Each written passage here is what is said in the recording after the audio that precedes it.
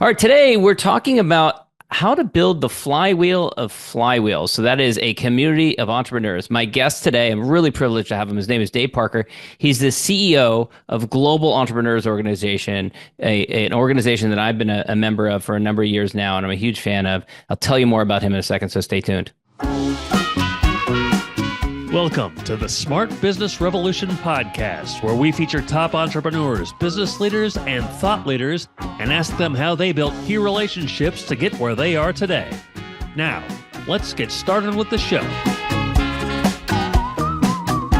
All right, welcome everyone. John Corcoran here. I'm the host of this show, and every week we have smart CEOs, founders, and entrepreneurs from all kinds of companies and organizations. And if you check the archives, we've got Netflix and Grubhub and Redfin and Gusto and Kinko's and Activation Blizzard, and Landing Tree. Lots of great episodes for you, and you are in for a treat this week. Before we get to that, this episode brought to you by my company, Rise 25, where we help B2B businesses get clients, referrals, and strategic partnerships with done-for-you podcasts and content marketing. How do we do that? We do that by helping you to run your podcast. We are the easy button for a company to launch and run their podcast and content marketing. We do three things: strategy, accountability, and full execution. And we even invented what some are calling the Wix of B2B podcasting. It's our platform, Podcast Copilot. To learn more about it, you can go to rise25.com. And now I get to do what I love doing, which is talking to smart and savvy entrepreneurs and learn about what they are focused on.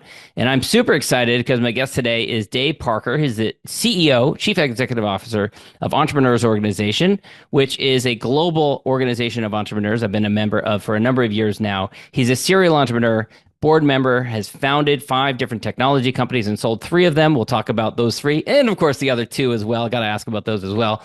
Based out of Seattle, and he's got a lot of years of experience in entrepreneurship. And, Dave, I love to start, of course, with what people are like, what they were like as a kid and what shaped them. And we were just chatting beforehand, and you showed me a picture of your grandfather's garage 120 years ago. One of the first Ford, I guess, service stations or assembly plants. This is pre-assembly line. Wow. Amazing. So explain how it worked. Yeah, no worries. So my grandfather was an entrepreneur. I'll go ahead and share the photo here. So he had a number of businesses, right? So if you think about the time of disruption we live in 1911, this photo is from 1911 from Camas, Washington, which is a little town close to where I grew up in Washougal, Washington, southwestern Washington near Portland. And in 1911, he started the first Ford garage. So Wow. Ford wasn't doing assembly lines at the time. They would ship the pieces out to the offices and they would reassemble in this little shop, and you'd have your Model T. And if you notice there, the on the left side are the gas barrels because there was no infrastructure for gas stations. Wow. And that's him standing behind the Eagle motorcycle. He passed away before I was born, but he we don't really know what happened to Parker's garage, but he did then start the first phone company in southwestern Washington. And then we don't know exactly what happened to that one, but he ended up running a local neighborhood grocery store at the end of his career. Wow. And he was late to being a father, and my dad was in the Navy, and my dad worked for the same company his entire life. So I think he saw the craziness, which is entrepreneurship for a lot of us. And my dad probably said, or promptly said, yeah, no. So he worked for the same company his entire career. It's funny how that happens. I see that in my family too. My grandfather was in the Air Force, was a B-17 pilot in World War II, and then stayed with the Air Force his entire career and was a civilian and went to work at the Pentagon. And I think it was from being raised in the chaos of the Depression and just saw what that was like and just crave stability, really. And so, you see that a lot of times, but obviously it came back to you. So what were you like as a kid? Were you skips a generation, or it maybe the pendulum swung? Yeah. So, kind of the classic profile, I guess, in some ways in my generation, it reflects my age is, I was an Eagle Scout. I mowed lawns. I worked for United Press. The black and white photos you see behind me were from working for, being a photographer. I worked 3 jobs in high school. I got a scholarship to come to the University of Washington. So if your listeners and viewers remember Caddyshack, that's how I got to college. I was a Caddy scholar, and which was a combination of academic achievement, financial need, and a little bit on athletic. Though I would say I never got below a 6 handicap. So to play at Washington or a Pac-10 school at the time. 'Cause we always got trounced by the Arizona schools, but you didn't. It was hard to play competitive golf when you live in the Northwest because so much of the time is rainy and gloomy, and Yeah. the Arizona schools and California schools just would beat us up pretty bad. But that's how I got through college. I got through in 4 years because that's how long the scholarship was. Mm. So, unlike other folks who are like, I extended 4 years into five, my answer was I got out in four because You needed I to. applied to one school, and Right. that one school was the one scholarship. And had I not got the scholarship, I would have went to work at the paper mill like a lot of my 101 graduating class. There was seven of us who went to college. Wow. So you end up starting a number of different companies. Mhm. Before we get to that, so you're in Seattle. Seattle is the home of a lot of big Seattle's home. tech companies. We got Microsoft, we got you name it, all kinds of large tech companies. Um, how much do you think that it's kind of like a nature versus nurture argument? Like you're born in this area. Steve Jobs famously was born in Silicon Valley, right? Like so he was raised around Silicon Valley. Did that have an influence on you? Were you interested in tech from a young age, I playing think, with computers and y- stuff? yeah, I think there's a nerd component to it. I will definitely say being an author now and writing a book about startups from a complete nerd perspective, the answer is yes. Right. So I will give you the model number of the first computer because it really makes me sound old as I am. But the opportunity, I think, is if you look at the West Coast, there's a level of acceptance of risk and failure that doesn't always apply in other places. So the further east you go, East Coast, it's all about what club were you part of, what school did you go to, who are your parents, and then you go further east, and there's less and less risk profiles historically, at least when I was doing it, where there's a latitude of risk, like in the Valley, you could fail once, maybe twice, but you wouldn't get funded for a third time. Seattle, you could fail once, but you wouldn't, twice you wouldn't get funded. Other places, the idea that you're taking a risk, if I spent a lot of time in Japan with my first startup and my first joint venture, and the idea that you would risk the face of your family by taking a risk and not having a salaryman job was really different. So when I hear about EO growing in Japan today, I'm always like, would never, had you guessed that 25 years ago? I would have been like, oh my God, no, let alone the number of women joining up. That's for a later conversation. But yeah, Right. super interesting cultural dynamics. I think that made it acceptable to do it. Also, I would tell you, and for the listeners or viewers, like your life partner is the number one thing that'll make you or break you on this thing and this journey. So we've been married for over 30 years, and she's had this wild ride with me as well. So, the whole idea of like, should I go take this risk? The answer was, I believe in you. And thankfully she still does. And, we're still together. So there's a lot to be Yeah. said for that in the risk profile. We could get into a whole discussion around how spouses manage that or how you manage that with the Yep. spouse. Part of the value of EO is having a place that you can go to. You can talk about the things that are weighing you down, that are stressing you out so that you don't bring it to the family pillow or to the dinner table and stress out your spouse about it, who maybe would be like, what is going on? You're risking our Exactly. livelihood, right? What are you doing? What did you Yeah. do? Yeah. Some Yes. of it after the fact, obviously. Yeah. So you had five different tech startups. What was the first Mhm. one? So five startups total. One was not in tech. One was a Okay. services company. The first one was a software distributor. So if you remember back in the late 90s, before people started doing digital downloads of software because Mm-hmm. bandwidth was available, we were doing software licenses. So an electronic software license delivery. So if you think about a business that has 250 computers, you didn't need 250 packs of Microsoft software. You needed one or two DVDs or CDs, depending on the timing, Mm-hmm. and 248 licenses. So we were Mm-hmm. doing electronic license delivery. So we were Microsoft's first new distributor in 15 years. We went from 0 to 32 million in about 4 years, about Wow. 160 people. Half of them were a sales organization, good chunk of them, third of them were developers. So we were doing something that Microsoft hadn't been able to do at the time, which was how do you do a configuration engine to make it simple to buy Microsoft software? Wait, hold on. In retros, Let me slow down on this. So Microsoft is the biggest game in town at this point in time. Mhm. You start a startup and then you go and you sell to Microsoft, a tech company, the biggest tech company out there, and you sell them a solution that they had not figured out themselves. I mean, that's a little mind-boggling.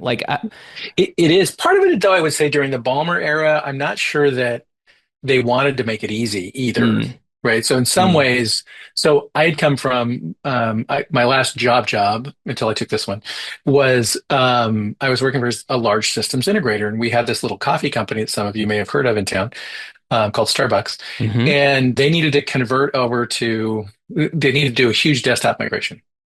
Well, we just did services. We didn't sell product. We didn't sell hardware. We didn't sell software. So I was the VP of sales for that company, and we lost that transaction to somebody who did bundle hardware and software. And we were like, go buy the hardware and software anywhere. We'll just do the services. And we lost that contract. Mm. So that led me down the path of like, how many companies are there out there like us who don't Mm. sell software? And the answer was most of them. Mm. And every month, my Microsoft rep would come in and be like, how much software are you guys going to sell? I'm like, dude, Rick, we don't sell software. We're Mm. in the services business. We don't sell product. There's no margin in your guys' product. It's good for Hmm. Microsoft, but it doesn't sell us. So that was the first idea was here you had this big market of people buying Microsoft product. And at the time, for every dollar you sold in product, there was $4 or $5 in services required to install the product, Hmm. right? And make it configure it to make it work. But the large systems integrators didn't want to be in the software business or the hardware business because there was no money in hardware ever, Hmm. and software was too complex. So we basically came out and to the partners and said, "Hey, we will be your software vendor. You can drop a button on your website, and your customers can just click on the button, and we'll configure the software for them because we built a configuration engine for it.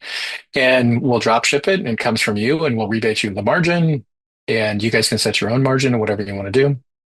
And so the business was super fast to grow, but keep in mind, 0 to 32 million is fast for as a startup. But the competitors we were competing with were Ingram and Tech Data, and the company we eventually sold to. And the smallest of those was a billion, and Ingram and Tech Mm. Data were 13 and 15 billion. Mm. So at one point, Microsoft went back to the big competitors and said, "See what they're doing? You guys should do that.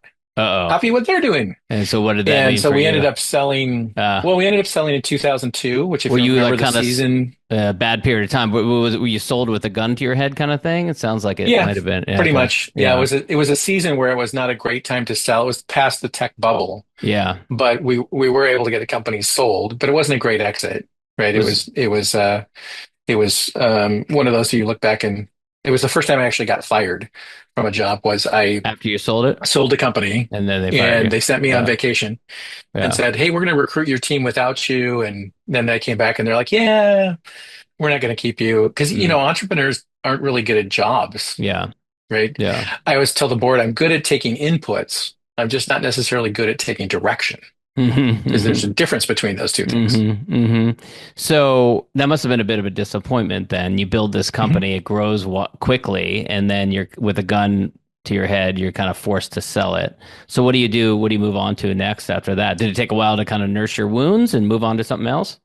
Not much. I went in. So Mitsui and Company was a large investor for us in Japan, and they actually started a hardware company. So they asked me to come join that hardware company, and that one was one that didn't work out quite so well. It wasn't a epic fail, but it was one of those where when I look back on it now, knowing what I know, they basically came to me and said, "Hey, we have this product looking for a problem."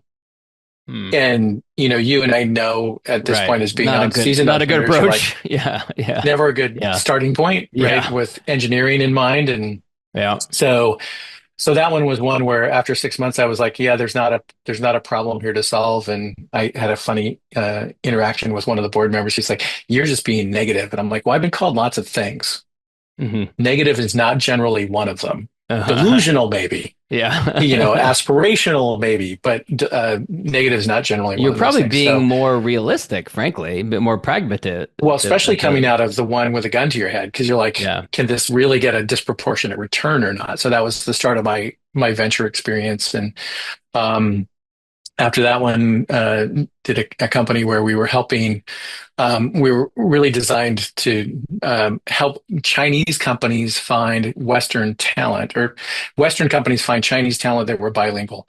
The timing of that one was bad, and that one didn't end up well because we started in 2007, and 2008 happened, Mm. right? And before layoffs started, the hiring stopped. Mm. So it was like going to an event where you're like a room full of people, lots of energy and buzz, and you're like, you and I walk out of the room, oh, dude, I left my phone behind. And I walk back in and there's no room. There's a room, but it's empty and there's no people, there's no chairs, there's no anything. And you're like, what happened? And that Mm-hmm. was 2008. Mm-hmm. So I think that, the tech bubble in 2008 were one of those things where I learned a lot about that whole process. The business was I would say a good business before that because there's lots of complexity. And one of the things I learned through a mentor and then wrote about in the book was where there's mystery, there's margin. Mm. But the inverse is also true. Where there's no mystery, there's no margin. So when I Mm. think about the complexity of China, the challenge is you and I run a US company. We're like, we should do business in China. We don't know how to do business in China. We show up at the Chamber of Commerce meeting in Beijing and all the people who know how to fleece you and I are there. Mm-hmm. Like, who do I trust to help me launch my business in China? So that was our premise, right? But you couldn't do Indeed as a job board because there you'll have 500 people or more apply for a job. Mm. So it was kind of a combination of online, offline, where we would do the services, screen the candidates, get you the qualified candidates, do final interviews, and then we would actually help employ them while they were there. So it was a bit of a combination of recruiting and staffing until you opened your office in China. So I still think it was a good idea. Timing, though, you know, It's the case with timing, many companies, right? I mean, you think of like totally. Webvan or Pets.com or famous examples of, early, some of these ideas that came to fruition, they just came to fruition later, many years later. Yep. Yeah. Many Yeah. years later. Many, Yeah, I yeah. know a friend of mine funded a company like Uber back when BlackBerry was the product, and it didn't obviously Too never early. worked. But as soon as the smartphone happened, and I think for founders too, that's our big lesson. Like people are like, oh, being late to market's really hard. That's true. Being early to market is worse Yeah. because as founders, you believe. Right. And Right. the problem with believing is that the market dynamics and your belief and passion, like I always tell founders, like, awesome, you're passionate. Super. That is table stakes Yeah. to being Right. successful in a startup. Right. Right. Market timing, however, will be more of an impact, and you'll only know it in retrospect Mm. because market timing is something we don't predict. Now, as founders, we tend to be a little delusional about it. Hmm. And as investors on the VC side, we tend to be revisionist about it. We're like, oh, our timing on that investment was amazing. Mm. You didn't do anything as an investor. I just believed in you and wrote a check, right? You make it Right. think like our timing was amazing. And the answer is some investors have a thesis. Most investors don't. And timing is one of those things that you know years after the fact, not one of the things you know going into it. But I think as entrepreneurs, we believe our timing is good. Yeah. Maybe, Yeah. right, is the answer. Right. But to your point, from a failure rate perspective, at least on the tech side and product side, that's there. So I might be skipping So over some companies here, yeah. but you have spent some time as a venture capitalist. Mhm. What got you into the world of VC, and what was that experience like for you, having been a founder previously? Yeah, so I worked for three different funds total. One was a corporate fund for Mitsui and Company, about a $250 million fund. Um, that one was really helping. The value prop there was, oh, you have an interesting product. Can we take it to Asia? And we'll invest. Mitsui is a super slow investor, right? So they weren't fast to write checks, but generally they were a great investor after they wrote a check. So that was the first fund. The second fund I worked for was called Seven Peaks out of Bend, Oregon, and they were the most active early stage investor in Oregon, Mm. which is not a high bar. Just to set it, I mean, I Yeah, grew up right. in Yeah, southwestern I Washington. love Bend, Oregon. I've actually spent two Bend's summers great. there. It's an amazing place, but it's it's Yeah, 100,000 people. It's not a huge community there. Yeah, right. yeah. But they found some great investments there, and the fund did really well. Mm. And then I worked for a fund up until the time I joined EO called Fearless Fund, and Fearless was based in Atlanta. And you may have heard of them about a year and a half or 2 years ago, when UNC and Harvard lost the lawsuit for affirmative action, and Mm. they could no longer use that as the same group sued a small fund out of Atlanta, Georgia, because they were giving grants to women of color businesses from MasterCard, and then also investing in venture capital. And that was the fund I was with for about 2 years. So we invested exclusively in women of color founded startups, with 50% being focused on tech and 50% being focused on consumer packaged goods. And the reason we were investing there was not just that it's an underserved market. So I'll give you an example. 3.1% of all venture capital in the last 25 years went to white dudes named Dave. 0.8% went to all people of color. Mm. Mm. So now if you go to women of color, it's even a smaller percentage, Mm. right? Mm-hmm. But women of color and women in general for venture capital know how to stretch a dollar differently than a white kid in Silicon Valley. And with all due respect, they have plenty of support. So I'm not lashing them. I'm just making an observation that if you went to Stanford and studied computer science and worked for Google, you can find somebody to invest in you in Silicon Valley. Yeah. So, but if you're a woman of color, the answer is I got to figure out how to stretch a dollar longer than anybody else. Right? Mm-hmm. So our thesis at the core was investing in women of color should have a disproportionate return over time because they know how to stretch a dollar. And I would say, in general, when you look at ideas and venture capital, ideas and entrepreneurs are equally distributed around the world. Mm. Access to programming and access to capital, however, are not. Mm. So Silicon Valley's disproportionate returns because you have a lot of it, early stage entrepreneurs investing back in early stage entrepreneurs. Where if you're in Kansas City, right, Right. pick a flyover state, right, Yeah. where there's less access to venture capital, the answer is venture capital firms continue to move up market over time, especially with market corrections, right? So early stage funds tend to move to Series A, Series A tend to move to Series B. So Mm. just the nature of venture. So invested in a little less than 100 companies total across those three funds. Some returns By the super way, interesting. on the Fearless Fund piece, how Mhm. did that thesis play out, or is it still unfolding? Still playing out. Okay. Yeah, so I left a little over a year ago, just before I came on as CEO. We had just deployed Fund One, about $32 million. So in early stage venture, um, Mitsui being aside, we did some later stage stuff, but all early stage ventures have about an 8 to 12 year return cycle. Mm-hmm. So if you're not in venture capital yet and you think it's sexy, my answer to you would be like, maybe, Yeah. Yeah. right? It's So slow it to does have a unfold. disproportionate return, Yeah. but on average you have to look in an 8 to 10 year window before you Yeah. actually get a return. Yeah. And it doesn't mean it's a bad alternative asset class, but it's not something you want 85% of your portfolio in. It's something you want 5 or Yeah. 10% of your portfolio in. So So sorry, go ahead. You continue. no, I was going to say on Fearless, that first fund we invested in about 32 companies. Most of those companies are still around. Mhm. The market for exits over the last couple of years, as you know, have been really Right. bad. Yeah. So I think if you look at the venture category as a cohort, what you see is there's a lot of companies out there that are still kind of alive, but they're really just zombies Mm. because they were out of money a year and a half ago or 2 years ago, and maybe they took US government dollars and extended their life, but did they really get the traction they needed? The answer is some of those, those companies no longer have access to capital because of the AI market push, Mm. and it's a super sexy category. So I think we'll see a kind of a washout of a lot of Mm. those companies this next year.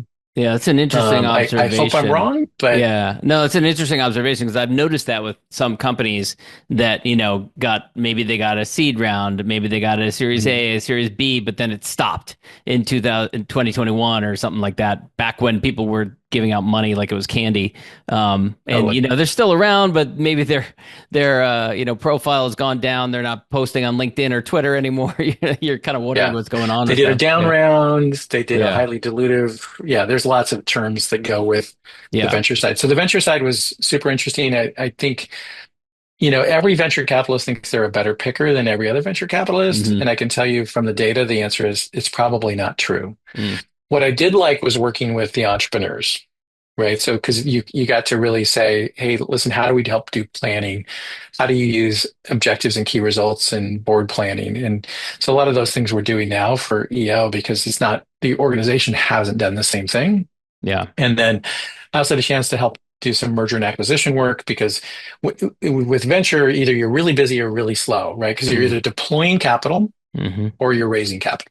Mm. That's the business is pretty simple. So it allowed me a bit to work on helping founders exit their companies. And the good part about that piece of the business is instead of you're getting a check to your business account with venture capital, you're getting a check to your personal account for exiting the business. Mm. I think that's one of the best seasons for Mhm. entrepreneurs is like you actually get to reap a reward for all the work and effort and stress you took in. And, it's nice to get that wire transfer into your personal account. Yeah, for sure. I want to ask you about, I want to get to joining EO, but before I do that, you Mhm. mentioned the staffing labor company focused on China. Yep. Did we cover the other company that didn't end in an exit or was not sold? Do we cover all those? So the hardware company didn't sell. I Okay. actually just handed it back over to a different CEO. The China company was an epic failure. Mm, So because I think the optimist in me didn't recognize what was happening in 2008, mm, right? So I was like, we have a developer community. We've got about 13 people. It's economically, it's a good cost for developer.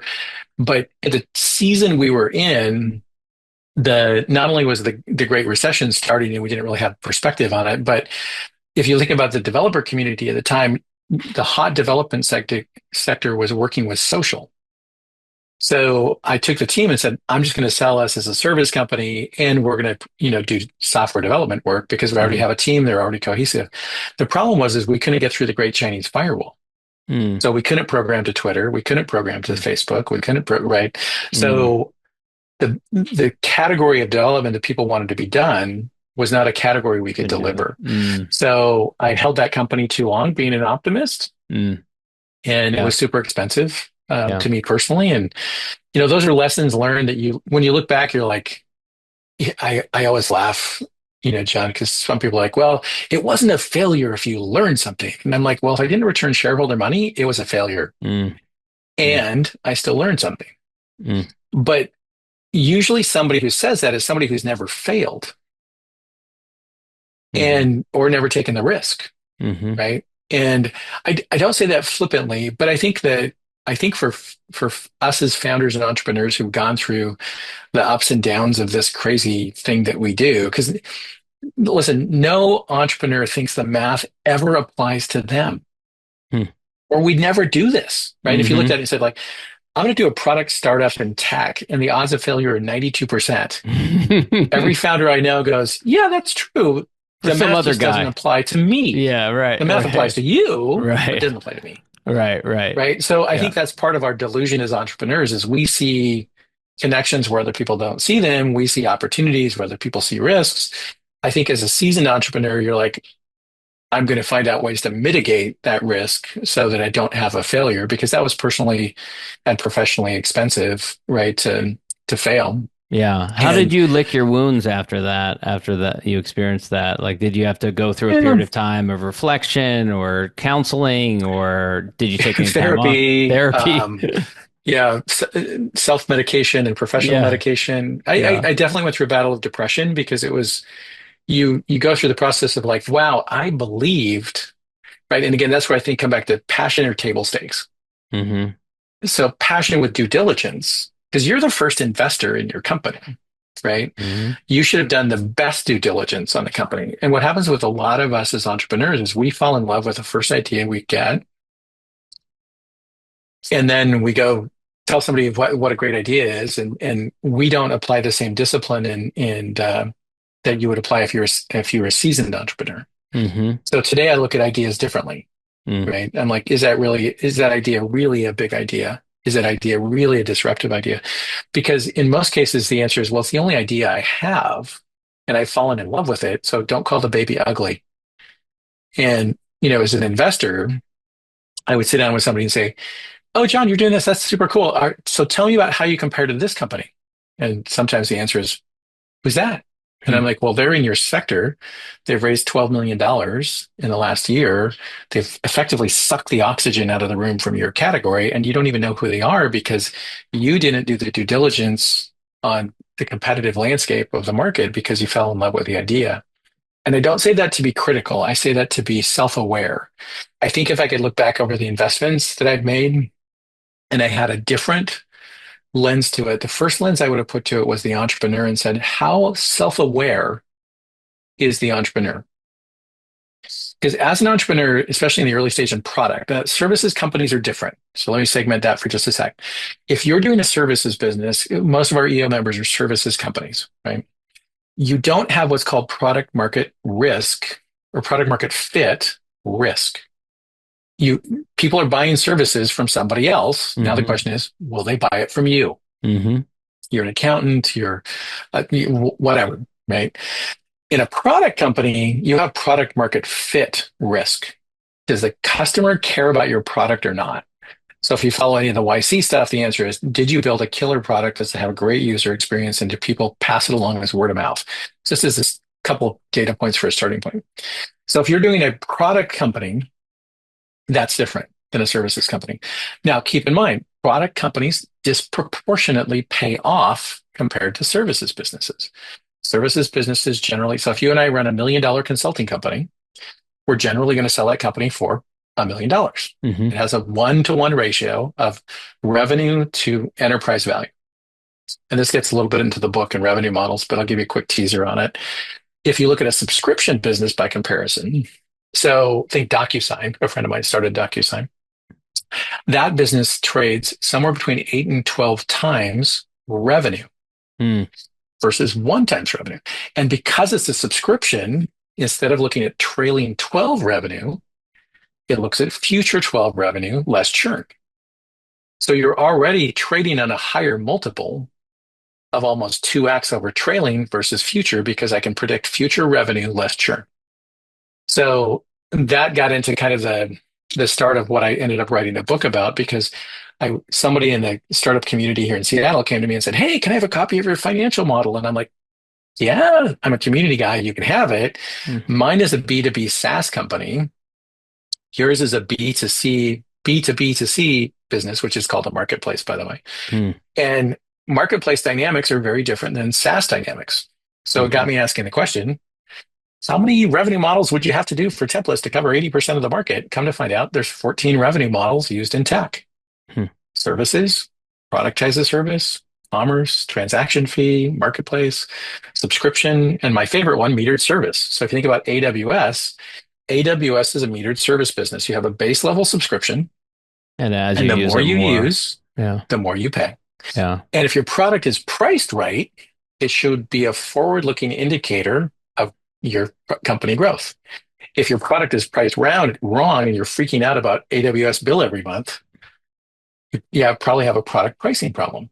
So when I wrote the book 3 years ago, I went in with a thesis of like, how many revenue models are there? So I met with the CEO of Crunchbase at the time, which is an interesting backstory separately. But they started Crunchbase, a a summer internship website project. which tracks various investments in tech and startups. Yeah. So I had them pull a list for me of all the seed funded companies in the prior 18 months. It was 2,654 companies. And we did a 5-year longitudinal study with my son, who's now a JP Morgan banker for startups banks. And we looked at those companies and we said, we can't tell the revenue of the company, but we can use fundraising as a proxy for growth. Sure. And we followed all 2,654, a little bit of OCD. So just, hang with me. Don't round. I don't do pastor math very well. Okay. So we ended up tracking those companies for 5 years and discovered that there's 14 revenue models. They each have different enterprise values. They all have different conversion metrics. And so that became the thesis for some of our investments as well for Fearless was we like companies that have recurring revenue. We like companies that have metered service revenue. Marketplaces are interesting, but marketplaces have disproportionate early activity that pretends to be traction, but isn't necessarily traction. It's not necessarily product market fit. Right, because what you have is some early adopters finding you and making connections, but the question is, are they going to come back? What's the lifetime value? So a lot of those things came back to being, what are the unit economics? What are the metrics? How do you measure that? What's your LTV to CAC ratio? How does that change over time? And so product market fit for the listeners is, product market fit is just math, right? So I'm going to give you the 5 things that make up product market fit. Number 1 is traffic on your website. Now, by itself, it's a vanity metric. Right. But if traffic is trending up and you're not juicing the numbers through advertising or fake SEO or some black hat stuff, the answer is traffic going up or not? Okay. It's a good start. Are leads as a percentage of traffic going up or not? Hmm. So keep in mind, leads is a percentage of traffic and the trend over time. The third piece is my customer count as a percentage of leads going up? The fourth one is my average contract value going up? So all four of those need to trend up. The fifth one needs to trend down. Is my time to close coming down? Hmm. So as my product gets more mature and easier to sell, my time to close should compress. If you have all five of those factors, you have product market fit. Hmm. But product market fit is just math, right? There's nothing like whimsical about it. Like VCs are like, we'll know it when we see it, which was Well, the that's I've never heard it described in quite that way. How often do you say that to a founder and they know all five of those numbers?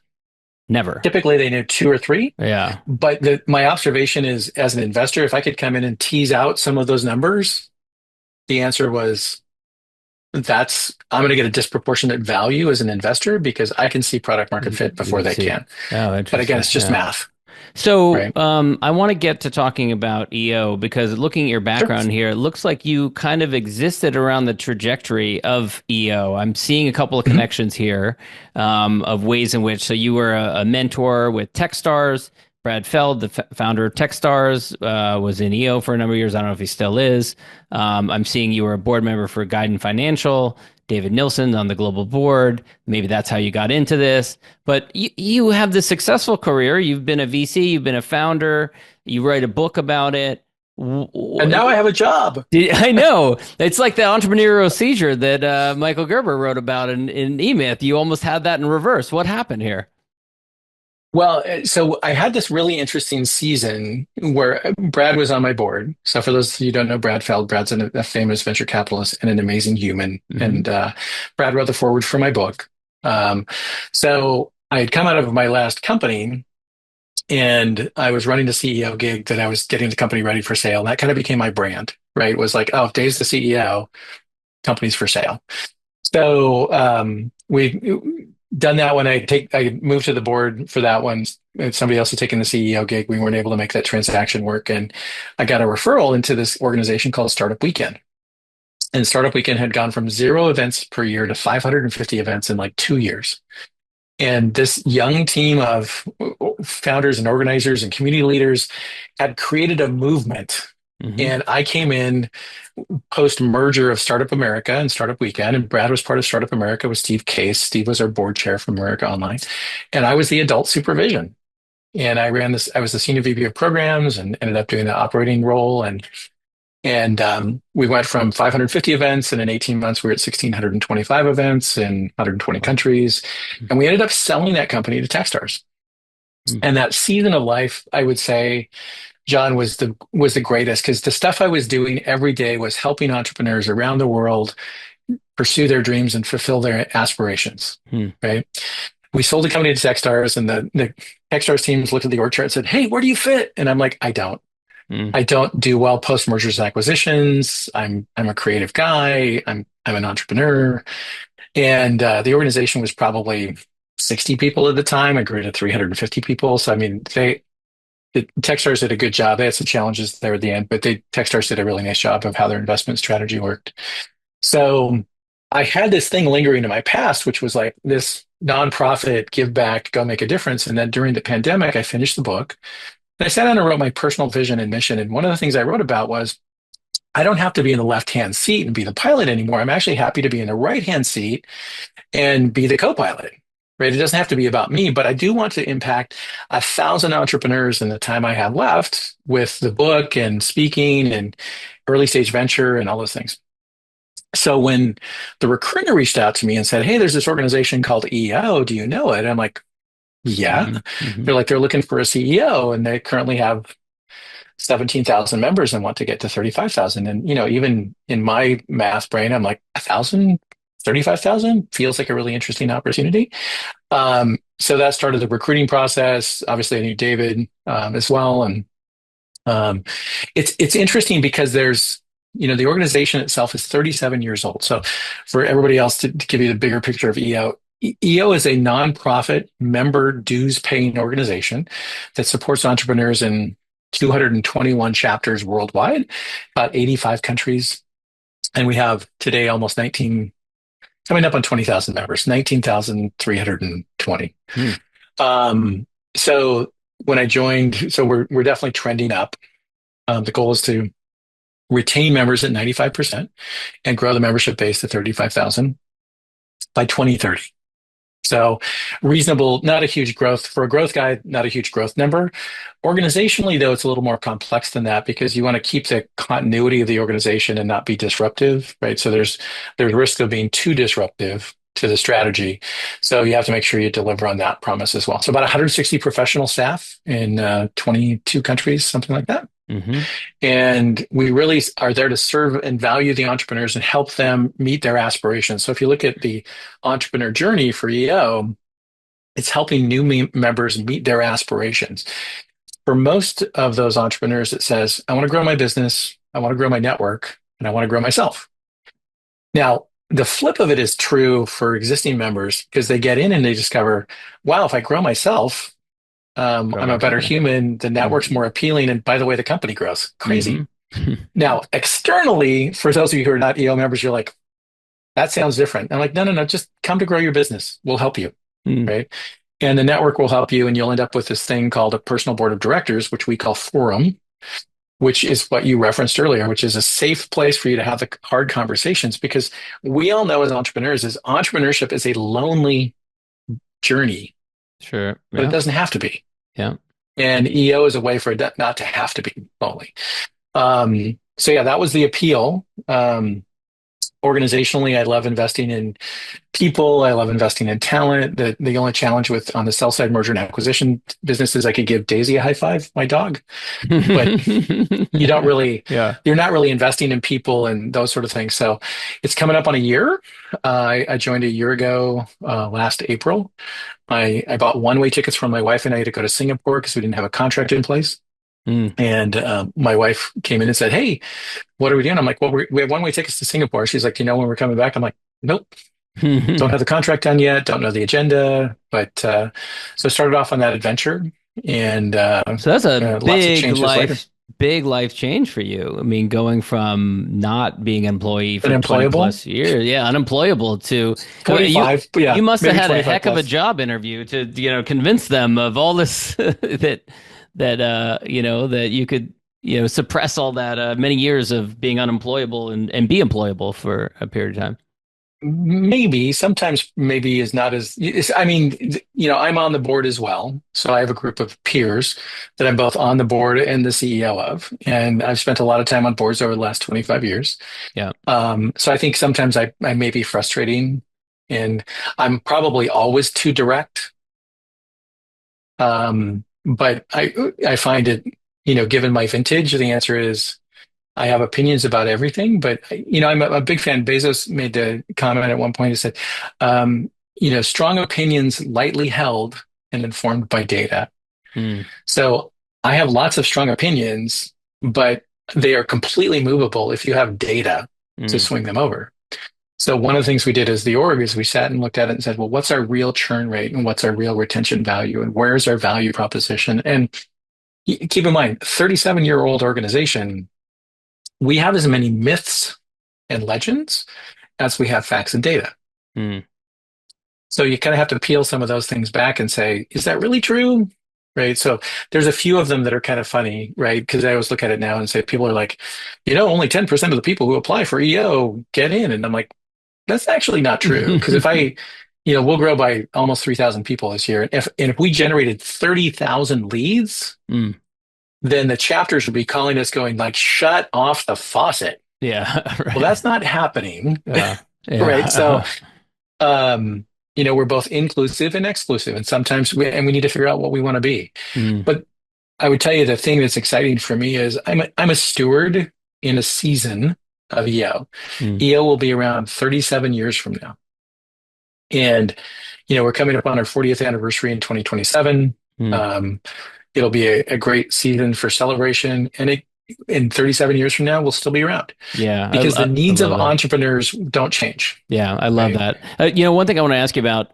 So I'm co-chair of membership for the EO San Francisco chapter, and I'm with you. I love growth. I get excited about growth. I feel like I've gotten a lot of value out of the organization, so I want to tell other entrepreneurs about the benefits of being a part of it.